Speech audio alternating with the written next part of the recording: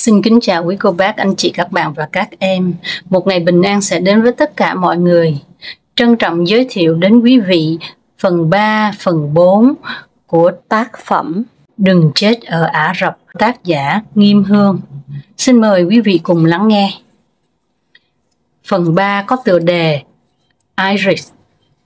Nhờ mấy viên Effergan còn sót lại trong túi áo khoác mà tôi thoát được những cơn sốt liên miên mấy tuần đầu. Sợ nhất là những ngày cuối tuần, khi lũ trẻ ở nhà vừa phải làm việc vừa phục dịch bọn nhỏ, làm tôi gần như phát điên. Không khi nào tôi được ngủ trước 1 giờ sáng. Tôi chỉ mong ngóng ngày bọn nhỏ được gửi sang nhà bà ngoại. Ngày đó tôi sẽ được gặp Iris. Tại Ả Rập, ngày làm việc đầu tuần được tính từ Chủ nhật, cuối tuần sẽ rơi vào thứ Sáu và thứ Bảy. Vì vậy, đều đặn tối thứ Năm hàng tuần, bà chủ và lũ nhỏ sẽ sang nhà mẹ đẻ của bà. Tất cả các chị em gái của bà cũng sẽ tụ tập ăn uống ở đó. Tôi sẽ cùng đi để cùng với Iris, cô hầu gái người Philippines mà tôi có cảm tình ngay lần đầu gặp mặt, hầu hạ tất cả mọi người trong đại gia đình ấy. Khi ông chủ thả đám phụ nữ, trẻ con xuống trước cổng nhà bà mẹ vợ và biến đi trong ánh chiều tà. Thường đàn ông Ả Rập sẽ không tới nhà vợ trừ khi có việc hệ trọng. Tôi sẽ là người ẵm bé út và bấm chuông cổng. Iris sẽ mở cổng và phụ bà chủ ôm đống đồ đạc lỉnh kỉnh cùng với bọn trẻ con vào nhà. Sau khi bọn trẻ yên vị trong phòng dành cho chúng, tôi rút xuống bếp. Tại đó, cô bé Philippines ấy đã pha sẵn cho tôi một tách trà Lipton nóng. Chúng tôi có chừng nửa giờ ngồi nhìn khoảng sân trống trước cửa bếp và buôn bán đủ thứ chuyện trước khi cắm đầu lao vào công việc cho tới gần sáng. Iris bé nhỏ, đen gầy, cô có đôi mắt bò hiền lành, cam chịu. Khi tôi đặt chân tới Ả Rập thì Iris đã vào làm ở nhà này được 7 tháng. Nhưng cô đã lăn lộn ở đất nước này gần 6 năm với 4 đời chủ. Vì vậy, cô rành rẽ công việc đến mức tôi hầu như không thấy cô ngơi tay. Cả gia đình với 2 ông bà già cùng 4 người con gái chưa chồng và những đứa trẻ của 3 cô con gái khác. Trong đó có đám nhỏ nhà bà chủ tôi mà chỉ có một mình cô chăm sóc. Tuy nhiên, nhà của chủ cô là một gia đình nghèo. Căn nhà rất rộng nhưng không có đồ đạc gì giá trị. Mọi thứ đều cũ kỹ, cáu bẩn. Cô chỉ cần quét dọn và lau chùi qua loa vì hầu như các phòng đều bỏ không. Cô cũng không phải nấu nướng nhiều, chủ yếu là chăm sóc cho lũ nhỏ và ông chồng của bà chủ đã bị bệnh lâu ngày. Chỉ khi các cô con gái tụ tập vào cuối tuần thì căn bếp mới được sử dụng đúng chức năng. Tôi và Iris hầu như nấu nướng tới gần khuya mới xong và bê lên cho họ. Thường họ sẽ ăn tối lúc 11 giờ đêm hoặc hơn. Bà chủ sẽ gọi cho chồng lúc 1 giờ sáng để ông đến đón về và hôm sau bà sẽ bỏ cầu nguyện ngủ tới trưa. Còn tôi vẫn phải dậy lúc chuông cầu kinh vang lên đầu ngày. Nhưng tôi thích những buổi tối cuối tuần như vậy. Iris nghèo kinh khủng. Cô sống trong một ngôi làng xơ xác ở đảo nhỏ cách thủ đô Manila rất xa. Cô cho tôi xem những hình ảnh về con đường làng chỉ toàn cỏ dại, về ngôi nhà không có cửa, nhỏ như một cái chuồng lợn, về đứa con trai đỏ hỏn mà cô bỏ lại cùng người chồng đen đúa bặm trợn. Một đêm nọ, mẹ cô gọi điện nói hàng xóm của cô tới đập cửa gọi bà vì thằng bé khóc sùi bóng mũi giữa đường làng mà không thấy bố nó đâu. Mẹ cô ẵm cháu về, 2 hôm sau người chồng ấy ngang nhiên ngủ với người khác trong căn nhà mà cô chắc bóp tiền gửi về để xây cho con cô có chỗ chui ra chui vào. Khi mẹ cô khóc lóc kể, Iris chỉ nín lặng. Cô đang cố gắng để dành tiền gửi cho anh ta xây một cái nhà vệ sinh tử tế.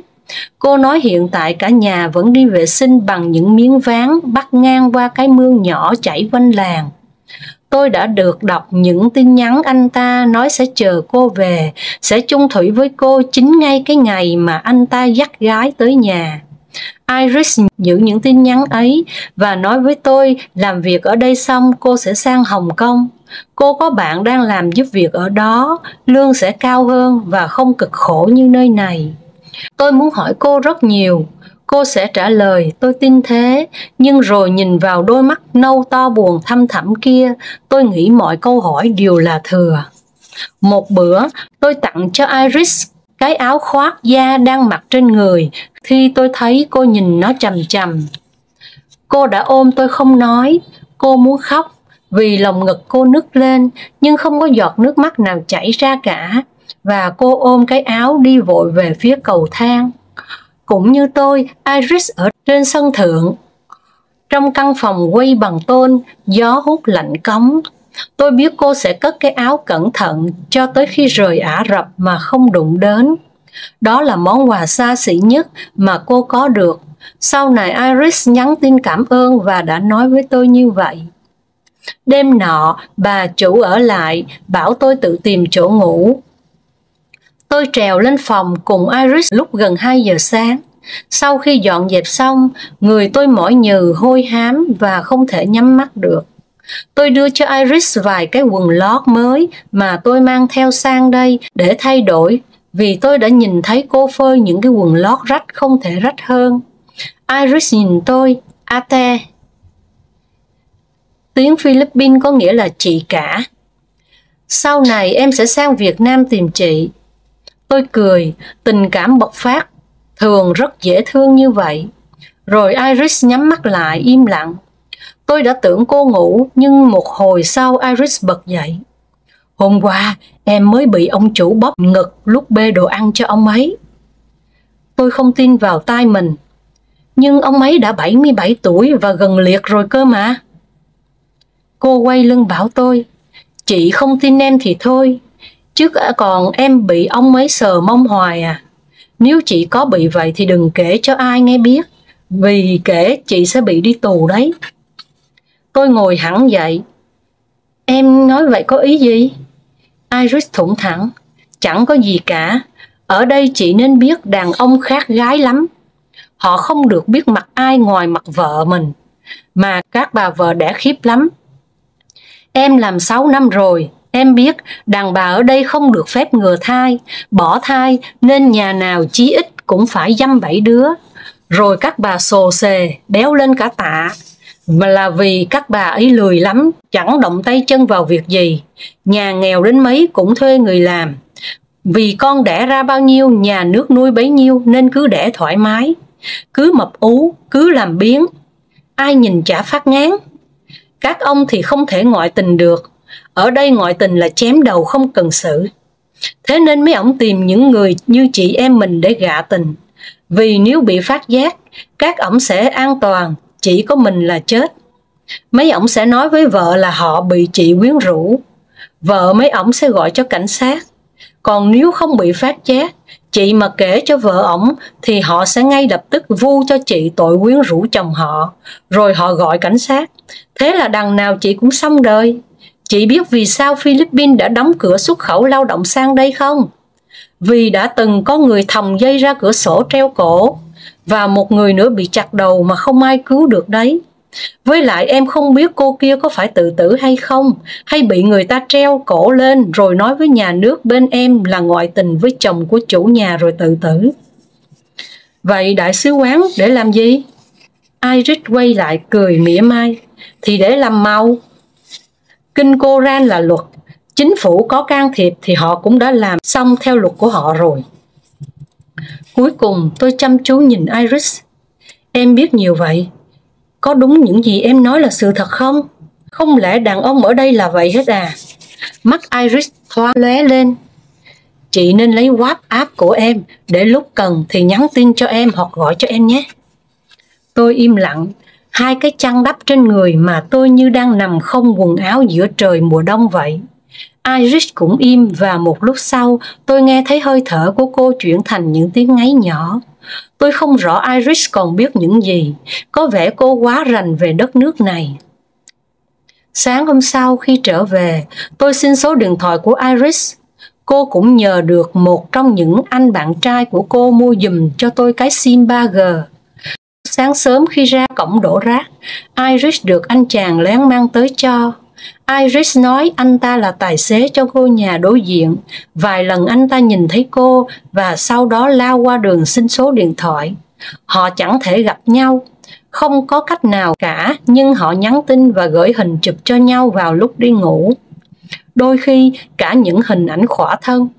Tôi đã nhìn thấy khi ngủ trên phòng Iris mỗi khi bà chủ không về nhà vào đêm thứ Năm. Iris cũng nhắn tin với rất nhiều anh chàng người Philippines khác đang làm việc tại Ả Rập. Từ sau khi chồng đi với người khác, bỏ con lại cho mẹ cô, Iris chọn cách phân tâm như thế. Tôi không thể nói gì hay khuyên gì. Hàng ngày, Iris cũng nhắn cho tôi khá nhiều. Lúc gần sáng, cô dặn tôi không được đi đâu một mình với ông chủ. Nhưng tôi không thể không đi. Phụ nữ Ả Rập Xê Út không được phép lái xe. Vì vậy bà chủ sẽ nhờ ông chủ chở tôi đi mua một số đồ lặt vặt khi bà chưa thể đi siêu thị được. Tuy nhiên trước khi đi, bao giờ bà cũng dùng ánh mắt hăm dọa và điệu bộ để cho tôi hiểu không được phép mở miệng trên xe. Tôi cũng chẳng mong gì hơn thế, được cái ông chủ cũng câm lặng và tôi cũng chỉ đi như vậy có 2 lần, cho nên tôi nhắn cho Iris nói không cần phải quá lo lắng. Rồi tôi cũng nhắn tin kết nối được với Loan, cô bé đi cùng từ Việt Nam sang. Loan cho tôi số từ khi em mua sim khuyến mãi ở sân bay Riza. Có người đã chỉ cho em làm như vậy, tôi thì không. Chúng tôi nói khá nhiều về công việc của nhau. Loan khổ theo một kiểu khác. Bà chủ của em đã già và hung dữ, em thường xuyên bị chủ chửi mắng đánh đập. Em cũng nhắn tôi phải chú ý đừng nói gì với ông chủ, vì phụ nữ ở đây ghen kinh khủng lắm. Tôi trấn an Loan rằng tôi chỉ thiếu ngủ và nhớ nhà, chứ không bị nguy hiểm gì cả. Nhưng khi linh cảm kia quay trở lại đeo bám tôi vào một buổi chiều, khi tôi buộc phải vén váy lên để phun nước trà rửa mặt tiền khu nhà mênh mông, tôi quyết định sẽ tin Iris. Tôi tránh tất cả mọi khả năng có thể tiếp xúc với ông chủ khi ông ta trở về nhà trước bà chủ. Mặc dù thỉnh thoảng tôi vẫn bất thình lình nhìn lại phía sau khi đang làm việc, nhưng chưa bao giờ tôi thấy bóng dáng ông ta.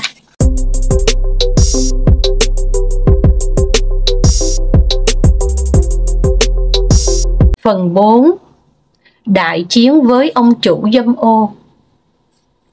Hơn 2 tuần sau cuộc nói chuyện với Iris, một buổi trưa khoảng đầu tháng 12, bà chủ tôi trở về nhà, vội vàng thu gom quần áo, rồi vội vã rời đi. Tôi hỏi nhưng bà không trả lời, chỉ ra hiệu rằng bà sẽ đi vắng mấy ngày. Tôi sẽ được đi nghỉ sớm lúc 9 giờ tối, không được ở lại dưới nhà. Tôi không hỏi thêm, mở cửa cho bà và quay vào. Đến 3 giờ chiều thì ông chủ về, không có bọn nhỏ. Ông nói rằng bà chủ và bọn trẻ sẽ ở lại nhà bà ngoại một thời gian. Tôi sẽ được nghỉ ngơi nhiều hơn. Cảm giác khó chịu lan khắp người khi ông ta nhìn tôi cười cười và nói như vậy. Tôi nhún người chào ông ta rồi đi vào bếp. Khi tôi quay ra sân thu đồ giặt để là thì ông ta đã đi rồi. Tối hôm đó không thấy ông ta về.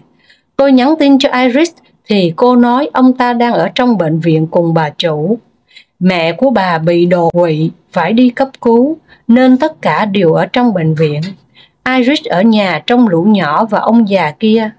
Tôi yên tâm lên phòng nhắn tin một lúc với Loan rồi tắt điện đi tắm. Phòng tắm lạnh kinh hồn, nhưng có nước nóng nên tôi thường lợi dụng lúc căn phòng vẫn còn mịt mù hơi nước sau khi tắm để tranh thủ lồng tất tần tật quần, áo, váy và quấn khăn lại ủ ấm trước khi mở cửa lách về phòng mình.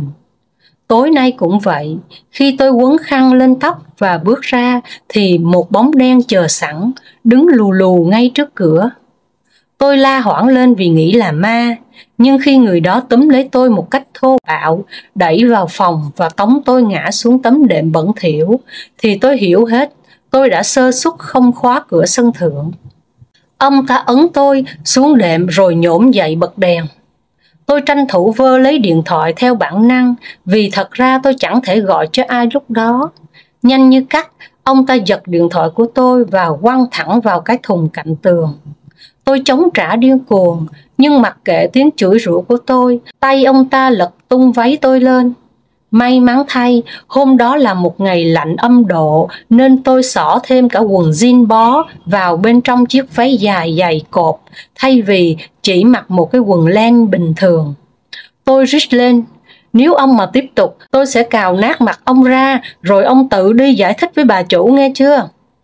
Mọi âm thanh đáp lại tôi lúc đó chỉ là tiếng thở và đôi mắt vần lên của một con thú đã lên cơn. Tôi co người lại, ông ta quá khỏe, còn tôi chỉ có những lớp áo len dày để chống cự. Vật lộn một hồi mà không thể lột được hết váy áo của tôi. Ông ta bỏ cái áo khoác bằng lông cừu nặng trịch ra khỏi người, rồi trần như nhộng, ông ta lăn xả vào phần dưới cơ thể tôi.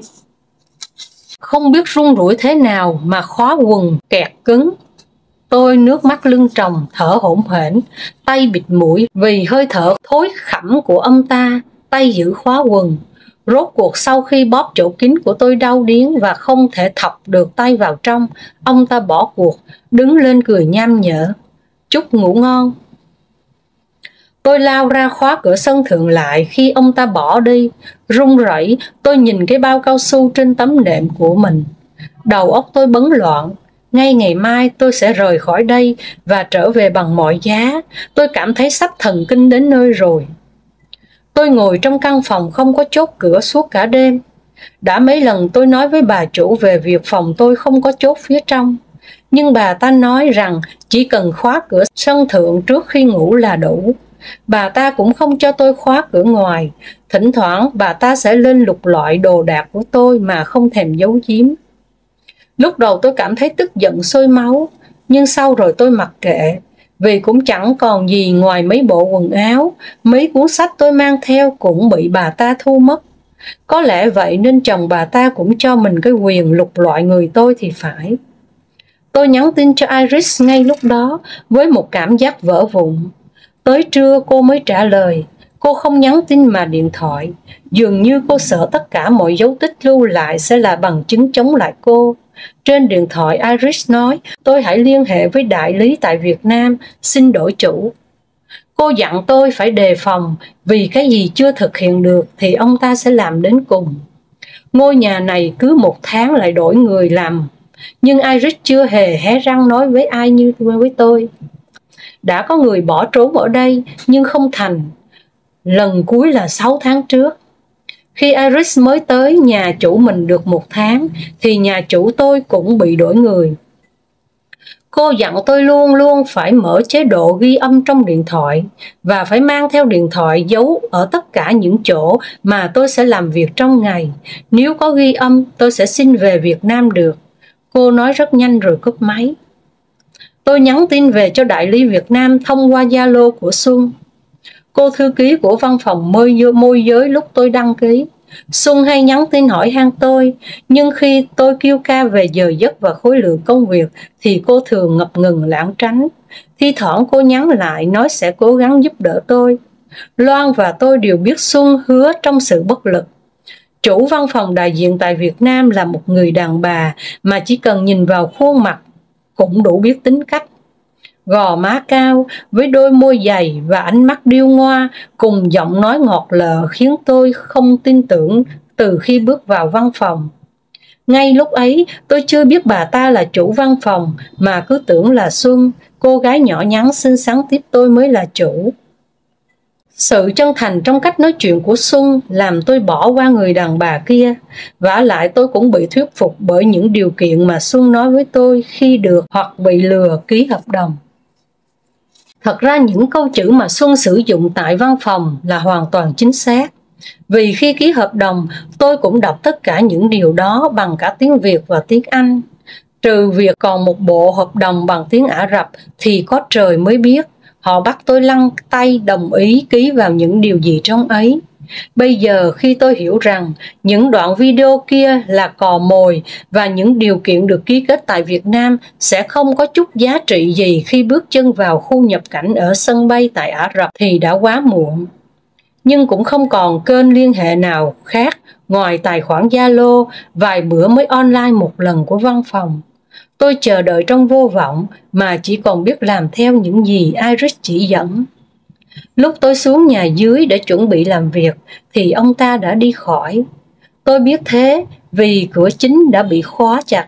Tôi không thể ra sân quét dọn. Quay trở lại bếp, tôi đặt điện thoại giấu dưới tấm khăn lau chén và bắt đầu chùi rửa căn bếp. Tôi nhẩm tính đã ở được hơn 1 tháng. Tôi sẽ nói với văn phòng không lấy lương và không tố cáo mọi chuyện, nhưng đổi lại tôi sẽ phải được trở về ngay lập tức. Đời chẳng bao giờ như mình tính. Cả ngày hôm đó, ông chủ biến mất, thậm chí cũng không về nhà vào ban đêm. Iris nói rằng ông ta nhân dịp này đã tụ tập bạn bè ở một nhà nào đó sau khi ở bệnh viện về. Văn phòng ở Việt Nam cũng dường như bốc hơi. Tôi không dám nhắn tin cho Loan vì sợ em hoang mang. Qua những buổi nói chuyện với nhau, tôi biết Loan là một cô gái hiền lành và vô cùng trong sáng. Em tin tất cả những gì người ta nói với mình, kể cả lòng tốt được bịa đặt khi dụ em ký hợp đồng ra đi. Tôi cũng không thể nói với bạn bè hay gia đình về những gì đang xảy ra. Tôi chỉ có thể gặm nhấm sự sợ hãi bằng cách khóa cửa sân thượng. Thậm chí tôi còn thấy lấy dẻ lau cắt thành những sợi dây dài cột chặt sẵn vào thanh sắt ở ban công, sân thượng thòng xuống sân sau, nơi tôi phơi thảm. Hầu như không ai trong nhà ra đó, nên tôi có thể yên tâm sợi dây sẽ yên ổn cho tới khi tôi sử dụng nó. Tới buổi sáng ngày thứ 3, tôi thấy ông chủ xuất hiện trong bếp khi tôi đang lau tủ cấp đông. Điện thoại ghi âm tôi giấu dưới tấm khăn giày phủ trên tủ lạnh ở ngay đó.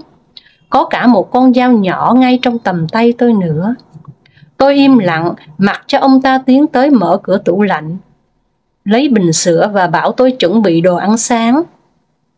Tôi gật đầu, nhưng ông ta không để tôi kịp đề phòng. Từ phía sau, ông ta ôm chặt ngang người tôi, tay còn lại thọc thẳng vào ngực tôi từ phía trên cổ áo, rồi cứ vậy ông ta ép cổ quý của mình vào mông tôi và dồn tôi sát vào tường.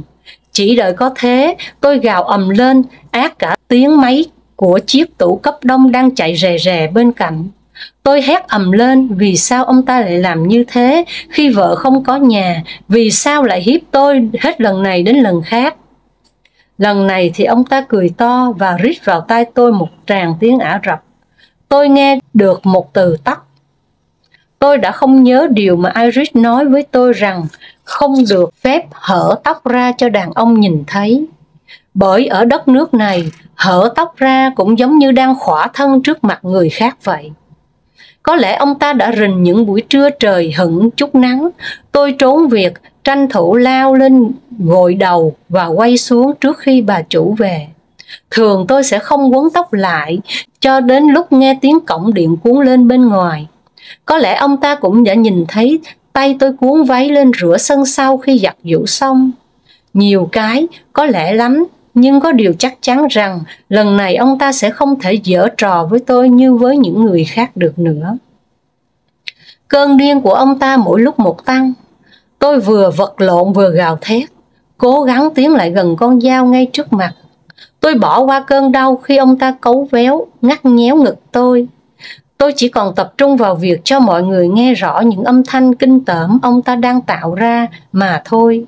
Không thể cởi quần của tôi được, bởi lẽ tôi đã cẩn thận gài những cái kim băng to đùng quanh cạp quần với gấu áo len phía trong váy. Ông ta đẩy liên tiếp của nợ vào đằng sau người tôi. Đúng lúc đó, tay tôi chạm vào con dao nhỏ. Tôi quay mặt lại chĩa thẳng con dao vào cổ ông ta. Mày mà không buông tao ra thì tao với mày sẽ cùng chết. Tôi không chắc ông ta hiểu những gì tôi nói vì tôi gằn giọng bằng tiếng Việt.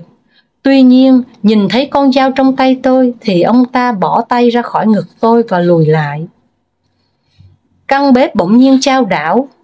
Tôi nhìn ông ta cười nham nhở và ra dấu bảo tôi câm họng, rồi túm cổ quý chĩa vào mặt tôi. Sau đó ông ta bỏ lên nhà.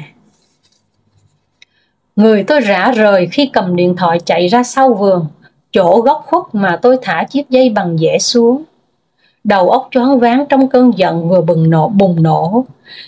Tôi nghe lại bản ghi âm những gì vừa xảy ra, khá rõ ràng, không còn có gì để hồ nghi nữa. Tôi gửi nó cho Iris và cho văn phòng tại Việt Nam. Iris trả lời ngay tức thì. Cô gọi tôi và bảo tôi hãy quay lên phòng khóa chặt cửa lại. Tuyệt đối không, không và không được kể cho bà chủ. Cô nhấn mạnh. Iris nói cô sẽ kiếm một lý do để bà chủ quay về. Cô dặn tôi phải nói với đại lý ở Việt Nam thật gấp. Chẳng ai trả lời tôi cho tới 4 ngày sau. Bà chủ về nhà vào buổi tối cùng với chồng. Không biết Iris đã nói gì với bà. Tôi thấy họ trao đổi một lát, rồi ông ta lại đưa bà đi. Thất vọng, tôi nhìn chằm chằm vào bà khi mở cửa cho họ. Bà dừng lại, ra dấu hỏi tôi. Ông có về nhà mấy ngày vừa rồi không? Bản năng mắt tôi có gì đó nguy hiểm trong giọng của bà nên tôi lắc đầu. Bà là người sùng đạo, bình thường không nói nhiều và cũng có thể gọi là hiền. Ý là bà không chửi bới hay đánh đập tôi, miễn là tôi giữ cho nhà cửa con cái bà được sạch sẽ. Nhưng chỉ cần có gì liên quan tới chồng, bà như một con người khác hẳn. Thấy tôi lắc đầu, bà có vẻ hài lòng. Tôi tin những gì Iris chia sẻ đêm hôm trước nên câm lặng đóng cửa khi hai vợ chồng họ lên xe. Ông chủ không về nhà. Những ngày sau đó, tôi luôn cầm sẵn con dao theo khi làm việc. Nhưng chẳng có gì xảy ra cho đến khi bà chủ và lũ nhóc quay trở lại nhà. Tối muộn hôm đó, Xuân mới nhắn tin cho tôi. Cô bảo tôi gửi lại file ghi âm vào mail cho cô vì gửi qua Zalo cô không được đọc được file. Cô nói đã thông báo cho văn phòng tại Ả Rập và họ sẽ cho người tới nhà chủ tôi vào chiều ngày mai. Tôi hỏi việc trở về Việt Nam. Lại một khoảng dài ngập ngừng quen thuộc như mọi lần. Xuân nói văn phòng bên này sẽ đón tôi đi. Tôi phải mang theo bản ghi âm để cho họ nghe và tôi quyết định với họ việc đi hay đổi chủ. Tôi gửi cho Xuân bản ghi âm vào địa chỉ email mà cô đưa cho tôi. Thời tiết càng lúc càng lạnh, cái lạnh bên này khác hẳn mùa đông ở Việt Nam, cảm giác như đang ngồi trong một cái tủ đông vậy. Cơ thể cứ khô dần đi vì thiếu hơi ấm. Trời không mưa, chỉ có gió. Có lần tôi thả thử một cái túi ni lông xuống hành lang bên hông nhà. Cái túi chỉ bay lòng vòng chứ không bị thổi dạt ra xa. Gió quẩn lên lồng ngực rất khó chịu. Các công việc làm ngoài trời trở nên khủng khiếp hơn bao giờ hết. Tôi biết nếu cứ dầm mình bên ngoài để giặt thảm, chà sân, rửa các bức tường và dọn lá ngoài cổng, sẽ có lúc tôi vật ra chết cống. Nhưng vì đợi mấy ngày rồi mà không thấy ai tới nên tôi vẫn phải kiếm cớ ở ngoài vì không muốn vào nhà trừ khi gia đình họ đã đi hết. Tôi cố gắng lau chùi dọn dẹp các phòng trong nhà thật nhanh để khi họ trở về là tôi có thể ra ngoài sân được. Buổi đêm sau khi xong việc, tôi thường ngồi thu lưu trên thành của sân thượng, nhìn ra những rặng núi đá tối đen phía xa. Mặc kệ cái lạnh tê tái len lỏi vào người, mặc kệ những màn cát bay vàng trong đêm dưới ánh đèn đường. Chỉ khi nào mũi miệng toàn cát và rung lên cầm cập, tôi mới quay vào ổ của mình. Một ngày, 5 lần tiếng loa cầu nguyện vang vọng, dội lại tai tôi báo thời gian chờ đợi, dài thê lương không biết khi nào mới chấm dứt. Iris có nhắn tin hỏi thăm nhưng tôi không trả lời cô nữa. Tôi không muốn kéo cô vào việc này, cô không đáng bị liên lụy vì sự lựa chọn của tôi. Ngày chờ đợi thứ 5, đột nhiên cả ông bà chủ cùng về nhà khoảng lúc 10 giờ sáng. Bà chủ chìa tay trước mặt tôi hỏi điện thoại đâu. Tôi biết chuyện đã đến. Tôi lắc đầu, ngồi thụp xuống sàn nhà. Ông chủ nói bằng tiếng Anh rằng họ muốn kiểm tra điện thoại của tôi trước khi chở tôi tới văn phòng môi giới. Ông ta nói văn phòng bên này gọi tôi tới để hỏi thăm sức khỏe và tôi nói chuyện với văn phòng tại Việt Nam, nên vợ chồng ông chỉ muốn coi điện thoại để đảm bảo tôi không chụp con cái hay nhà cửa của họ mà thôi.